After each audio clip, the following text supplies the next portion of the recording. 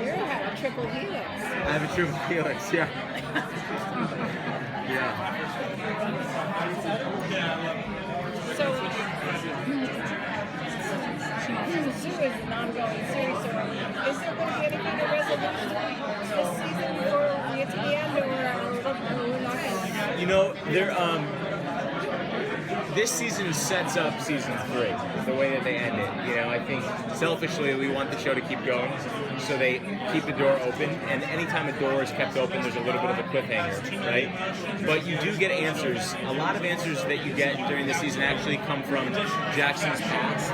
You learn about his family, you learn more about his father. So there is some closure for people who really, tuned into season 1 and wanted to know. They get answers, but then new questions are posed, I guess is the way you could say it. So dead is dead. I mean, like when your girlfriend died, I thought, oh no, there's going to be a way that you're going to be dead. Yeah, Chloe's dead. Yeah, I know. It was a heartbreaker for Jackson. Chloe died in the last episode. So what's your reaction when you read, like, oh, I have a triple helix? Like, how much of that do you know that this is going to happen to Jackson as the series goes? Yeah, so, it's interesting. Jackson does deal with this mutation, and it's ongoing throughout this season. What's cool about that is it raises the stakes for the cast and for the group of people trying to solve this, because now it's not just the world, but it's one of their own. And that's all I can say about that.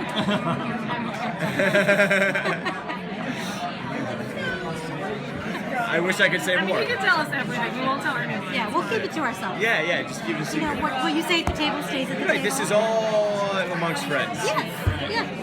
So feel free. All right, this is props. Yeah. Okay, so what's the next step?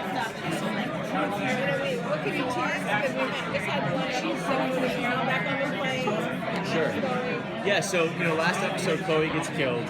And I will say coming up, you learn about Robert Oz, and it's not as simple as it seems.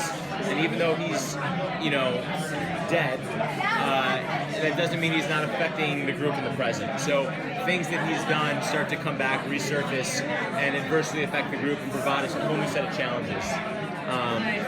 And it really takes things kind of down a dark rabbit hole. So this is going to be like tapes that he made? I don't know. I mean, listen, I wish I didn't have to be this vague, but I do. So is it all science? Is it all science? Yeah, science-based? Or is it... You mean the mutation? Yeah. Like what's happening to the animals?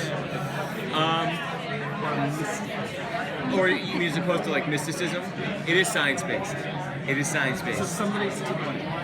Something or somebody is to blame.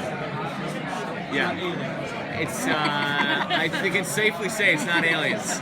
And it's not the natural mystic. It's science. Something has happened, and there is somebody or something to blame. Yeah, absolutely.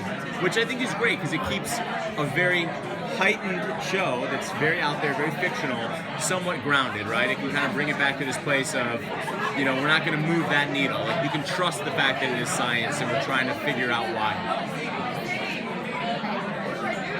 But it's not going to go back to the book where it's the electronic stuff with we have to turn off our cell phone. No. So now we're at a place where, last year the TV show diverged from the book. Started to diverge, just different characters, different storylines.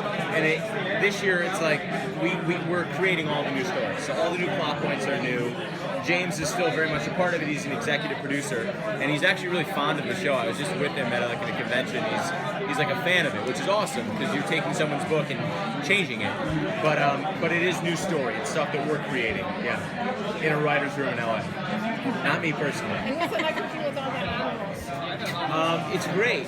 This year we're doing more CGI than we've done before. And that's always hard because you're in your imagination, you're acting like, everything's like on a piece of tape and you're pretending it's something.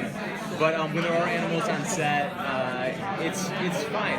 It's great. We're doing a lot of CGI, and I actually prefer that as an artist because then you get to watch the show and go, wow, this person created that. It's almost like a painting that this team of CGI people made. Like the elephant in the opening episode was all CGI, and that blew me away. That was exciting. Wait, there was no elephant? No elephant. So Are you messing with me? what Me animals, too. what animals are real? Like the snake you pulled out of the mouth? That was CGI. That was CGI. I can't tell if you guys are fucking with me. Will we see any unicorns? But I figure if I just answer straight, I can't go wrong. No unicorns? Oh, now that's a real question. No, No. you're not going to see a unicorn. I'm sorry to tell you. Maybe.